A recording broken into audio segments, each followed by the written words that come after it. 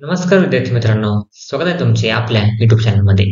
आज आपण बघणार आहोत इयत्ता 7वी मराठी बालभारतीचा 14वा धडा कवितेची ओळख, त्याचा स्वाध्याय अभ्यास. चला तर बघूया आपल्या स्वाध्याय अभ्यासातील पहिला प्रश्न. प्रश्न एक आहे, खालील चौकटी पूर्ण करा. आहे, आजीने काव्य प्रतिभा वाढवण्याचा सांगितलेला अर्थ. उत्तर आहे, कविता करण्याची व समजून घेण्याची आकलन शक्ती वाढवणे. 2 आहे, सुधीरची काव्य प्रतिभा वाढवण्यासाठी कुटुंबाने केलेली मदत. सगळे कवितेत संवाद करू लागले. ही आहे, बाबांनी सुधीरला कवितांची पुस्तके आणून देण्याचे कारण. सुधीरला कवितांचा लळा लागावा म्हणून. ही आहे, कुटुंबातील सदस्यांनी सुधीरचे अभिनंदन करण्याचे कारण. उत्तर आहे, सुधीरला काव्य प्रतिभा म्हणजे काय ते कळले. प्रश्न 2 आहे, पाठातील कवितेतून बोलण्याची गंमत तुमच्या शब्दात मांडायची आहे. उत्तर आहे, सुधीरला काव्य प्रतिभा कळावी म्हणून कुटुंबातील सगळे सदस्य यमक जुळून कवितेतून बोलून लागतात, तेव्हा गंमत येते. उदाहरणार्थ, आजी सांतू वात आणि कांद्याची पात असे यमक जुळवते, तर आजोबा त्यावर म्हाताऱ्याचा याडतो वात अशी शब्दरचना जुळवतात, तेव्हा गंमत येते. बाबांच्या अनुभवात ऑफिस व बॉस असल्यामुळे ते ऑफिसला जाण्याची घाई बॉस करू देणार नाही सई अशी शब्द कसरत करतात. तर आई, काय बाई कवितेची कमाल, हसतात तोंडावर धरून रुमाल असे यमक जुळवते. ताईला तेव्हा कवितेतून बोलायचे आहे हे कळते, तेव्हा तिच्या या पंक्तीतून भावाबद्दलचा विश्वास व कवितेत मारेल तो बाजी, आई आहे का घरात पिठाची सोजी प्रेम व्यक्त करते. अशा प्रकारे सर्वजण कवितेतून बोलण्याची धमाल उडवून देतात. प्रश्न 3 आहे, या पाठातील आशयाच्या आधारे तुमच्या शब्दात एक छानशी कथा तयार करून लिहा.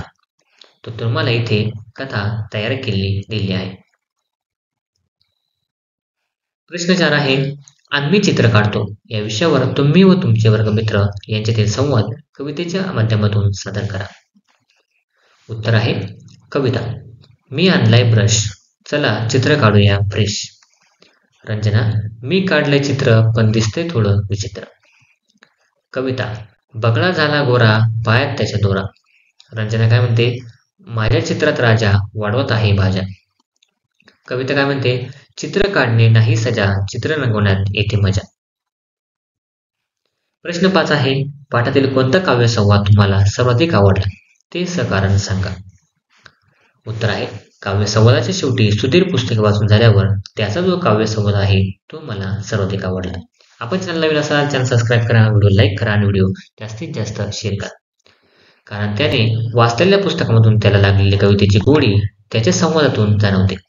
अनेक थोर कवींच्या काव्यसुमनांचा त्याच्या मनावर पडलेला प्रभाव त्यातून व्यक्त होतो. किती वाचू आणि किती नको असे त्याला झाले होते, त्यामुळे हा संवाद मला सर्वाधिक आवडला. प्रश्न 6 आहे, खालील आकृती पूर्ण करा. त्यात आहे, पाठात आलेल्या साहित्यिकांची नावे. पहिला आहे शांताबाई शेळके, 2 नारायण सुर्वे, 3 ग. दि. माडगूळकर आणि लास्ट आहे बालकवी.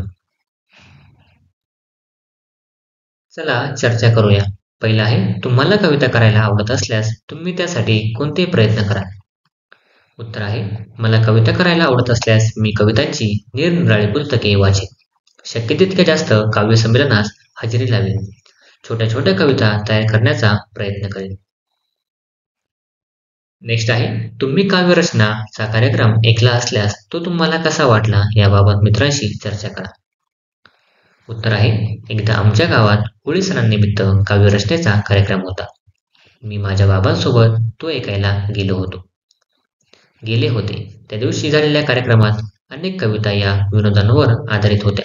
काही कवितांमध्ये राजकारणातील विनोद होते, काही कवितांमध्ये कौटुंबिक विनोद, तर काही कवितांमध्ये सामाजिक विनोद होते. कधी कधी मोठेपणा दाखवण्यासाठी खोटं लोक बोलतात आणि त्यात त्यांची स्वतःचीच फसगत होऊन परेशानी होती. एकंदरीत हा कार्यक्रम मला खूप आवडला, मला यातून बरेच काही शिकायला मिळाले. पुढे आहे, खेळूया शब्दांशी. तर खालील वाक्प्रचारांचा अर्थ चौकटीतून शोधून लिहा. पहिला आहे, खो देणे म्हणजे काय, नकार देणे. 2 आहे, पाश सोडणे म्हणजे बंधनातून मुक्त होणे. 3 आहे हेका धरणे म्हणजे हट्ट करणे आणि 4 भावनांची मोहोळ चेतवणे म्हणजे भावना जागृत करणे. चला पुढचा प्रश्न आहे खेळ खेळूया. काय? अ आहे खालील कंसात काही म्हणी दिल्या आहेत. दिलेल्या वाक्यांशी संबंधित म्हण ओळखा व लिहा. तर इथे बघायचं आहे फुशारकी मारणाऱ्याचा पराजय होतो. उत्तर आहे गर्वाचे घर खाली. पुढे आहे एक एखाद्याकडून काम करून घेताना गोड बोलायचे आणि काम झाले की त्याला सोडून द्यायचे. उत्तर आहे कामापुरता मामा. 3 आहे सर्वत्र परिस्थिती समान असणे. उत्तर आहे पळसाला पाणी 3च. थोडे थोडे जमवून मोठा संचय करणे. उत्तर थेंबे थेंबे तळे साचे. एका संकटातून बचावणे आणि दुसऱ्या संकटात सापडणे. उत्तर आहे आगीतून उठून फुफाट्यात पडणे. व आहे कुठल्याही गोष्टीचा अतिरेक हा वाईट असतो. उत्तर आहे अति तिथे माती. न आवडणाऱ्या माणसाने कितीही चांगली गोष्ट केली तरी ती पसंत पडत नाही. नावडतीचे मीठ अळणी. पुढील प्रश्न आहे खाली काही वाक्य दिली आहेत. त्यामध्ये एकच शब्द वेगवेगळ्या अर्थाने वापरला आहे. खालील वाक्य वाचा. त्यातील ठळकपणे दाखवलेल्या शब्दांचे अर्थ समजून घ्या. तुम्हीही याप्रमाणे वाक्य तयार करण्याचा प्रयत्न करा. एक आहे आमचे मराठीचे सर इतके छान शिकवायचे की अन्य शिक्षकांना त्यांची सर येत नसे. उत्तर आहे सर शिक्षक. सर न येणे म्हणजे तुलना नसणे. 2 आहे सकाळचा चहा मला कपात काठोकाठ भरलेला लागतो. त्यात कपात केलेली मला चालत नाही. उत्तर आहे कपात म्हणजे चहा प्यालाच. कपात म्हणजे कमी करणे. 3 आहे एकदा एका शिक्षकांचा मला दूरध्वनी आला. दूरध्वनीवरून ते म्हणाले, सर आपण आमच्या शाळेला भेट द्या. मी त्यांना विचारले काय भेट देऊ. ते शिक्षक म्हणाले ते शाळेला भेट दिल्यानंतर ठरवा. उत्तर आहे भेट म्हणजे जाणे, भेट म्हणजे नजराणा. पुढे आहे आणखी उदाहरणे. त्यातील एक आहे रत्नाचा हार गळ्यात घालणाऱ्या राजकुमाराने लढाईत कधी हार मानली नाही. उत्तर आहे हार म्हणजे माळ आणि हार म्हणजे पराभव. 2 आहे नाव चालवणाऱ्या नावाड्याचे नाव काय. उत्तर नाव म्हणजे होडी, नाव म्हणजे नाम. 3 मान झुकवून थोड्या मोठ्यांना मान द्यावा. उत्तर मान म्हणजे शरीराचा अवयव, मान म्हणजे सन्मान आदर.